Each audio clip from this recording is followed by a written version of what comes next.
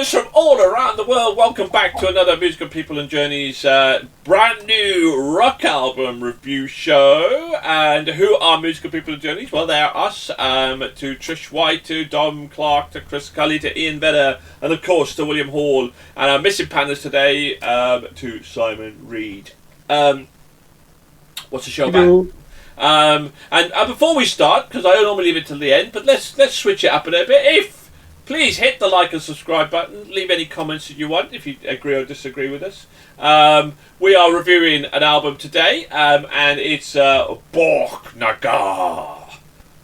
and their album Fall. We're going to review that today, and then we're going to rate them. We've rated them already, and then tune into our results show to see whether Borknagar will how they will fare in our album of the month show. So who are Borknagar? They're a Norwegian heavy metal band from Bergen, founded in '95 by Øystein Games Brunn. The band's style combines black metal and folk metal and progressive melodic elements.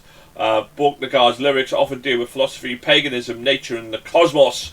Borknagar was founded by Brunn and then the number of Norwegian death metal band molested. When he became tired of brutal aspects of the band's music, he formed Borknagar to explore more melodic outlet of expression inspired by the burgeoning black metal movement in Norway was experiencing and looking to push the boundaries of what was considered traditional black metal music. He wrote all the music and lyrics and gathered together an all-star group of black metal musicians to play in his band, such as Infernus of Gorgoroth, Grim and Immortal, and Gorgoroth and Ivan Bjornsson of Enslaved. When Graham and Elva, Head Control Systems and Arcus joined the project, it brought the band immediate attention. Immediate attention. Now, somebody that always needs immediate attention is Trish White. So let's immediately go for her attention and find out what she thought of Borknagar. Well, ironically, I'm going to Bergen on Thursday. I hope the band don't come and find me. I've not heard of this band, but I was half expecting something Nordic by the name of it. And that's what I got with the second track, Nordic Anthem, which is hypnotic. But then for me, that was the only track on the album. There was nothing else that hypnotised me until the track Unravelling, which I really liked, that had a bit of everything in it. The second half of the album was the stronger and the better of two halves for me personally. Again, not a genre of rock that I'm a listener of usually. It wasn't bad and was listenable, not a go-to choice for me. Well, somebody's always a go-to choice. We always want to go to him. We always want to hear what he's got to say. And that's Chris... No, Dom Clark, of course. Of course. God, these guys have been doing this for 30 years. Let's just forget that. I think this was a good album. And in a way, I would say this is a good transition into black metal for, easy listening, darkish metal kind of. So lots of pummeling, black metal, guitars, double vocalists, weaving here and there between their lyrics, and it really brought a lot of atmosphere. It had that great, which you'd expect from this style of music, kind of European music. Summits and Moon, I think, were my high points. There's heavy as, lots of distortion in there, and like a heavy intro giving way to much clearer lyrics. And yeah, I thought it was a strong, solid black metal album. I liked it. Right, well, let's go down into the blackness of his heart to Chris Cully and find out about... Because let's be honest about it, if any of you had to pitch any of the panel with the name of Borknagar, you'd immediately think of Chris, wouldn't you? He's got the beard and... I don't know. What do you think? He's a Viking. My ancestors may disagree. But no, so this is another one similar to Throne of Thorns, where it's got a lot of the sort of things that I would expect to like, but it just didn't come together for me for listening to this one. Going back to Infected Rain, there was far too much growl on Infected Rain. This is more balanced in terms of there's less of it, but where it is used, that's still used for extended periods, which frankly turns me off in songs. I like it when it's used to accentuate for a few seconds and then it goes back away, whereas this just seemed to go for too long. Certainly in some of the opening and some of the songs, which then meant that I wasn't interested in sticking around for the rest of it, which is a shame because there is very strong, very excellent musicality to the entire album, but the singing just turned me off and I couldn't then get into the rest of it. So yeah, it just didn't work for me. It just couldn't sit properly, and so yeah, it's not one that I'll be going back to, I'm afraid. Right, well, somebody who we always want to go back to, whether we like it or not, Invader! You like it, you love it, you know you do, definitely. Borknagar.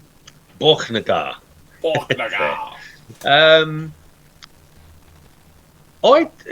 torn on this one, absolutely torn. I agree with Chris to agree, but I also I just also really loved it at the same time. There was too much growly, darkness, screamo for me, but again, nowhere near the same level of Infected Rain. And actually, I think it was used in the right places. I just don't like it when I can't understand the words. And I think there's a difference between. I don't know, Nigel, you don't like when, or you're not a fan of music in a foreign language other than English. And this kind of goes along with this. It's just that even if it's in another language, you know there's words that you can look up. But when you can't understand words that are in your own tongue, it's like, no, I just struggle. However, contrast that with the really good vocals in there. I mean, so super strong, really energetic. It's kind of like, you listen to Morgan Freeman. You could listen to him read the phone book because his voice is like that. That's what I thought the vocal had in there. It just had that draw in there. The opening track was the standout track for me on the album. It was beautiful music contrast between that heavy double bass pedal rock and gently picked electric guitar. It was a beautiful blend or fusion, if you like, of the two in there. And everything else wasn't as good as that, but it actually held its own. I thought it was great. Screamo aside, the tracks were absolutely brilliant. It switches up a lot, a real musical journey and some awesome storytelling. I really thought there was a real journey. It switches it up a lot within tracks, not only the different tracks, but within the tracks. There's a lot of switching up and change. So it's interesting to hear them be going for 30 years. So they know what they're doing, definitely. And it keeps you on your toes, but in such a theatrical and entertaining way. Absolutely brilliant. I would definitely recommend look at the length, choose to listen to this in its entirety with headphones on, and just get lost in it. Just a shame about the screamo in there for me personally. However, the rest of the album is so good, I could overlook that somewhat, but it did detract along the way. William Hall, somebody Hello. that we would never detract from, of course, ever. Well, maybe. Let's find out. What did you think of Borknagar and Fall? Did you fall for it?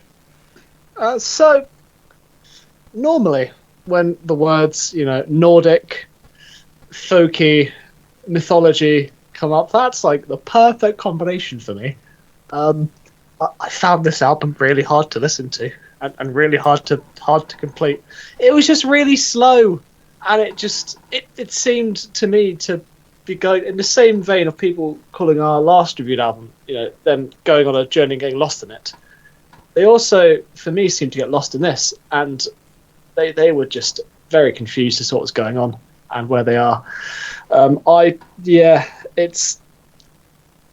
just found it really hard to get into it. It has good elements. It's got less good elements, but I didn't like it very much. It's perfectly passable, but just for my listening pleasure, as we say, it took about 3 or 4 attempts of just listening to actually be able to make it through the album properly, because I couldn't. I don't know what it was about it. It just didn't really click with me. No. That's it. I think because you were still in the parallel worlds of Throne of Thorns, or maybe you're still in that world, that you could drag yourself out into this world, maybe. When you've got 2 albums with such long tracks in it, it's really hard to like one where it's a lot more fast paced, more power metal-y, speedy, like the former album was, and then this one, which is longer tracks, but it's a lot slower, methodical, melodic, or like that. It's hard to listen to albums like that in a month for me personally, and then because I very much like a lot more, for the most part, energetic tracks, hence shocker, party metal, electric cowboy.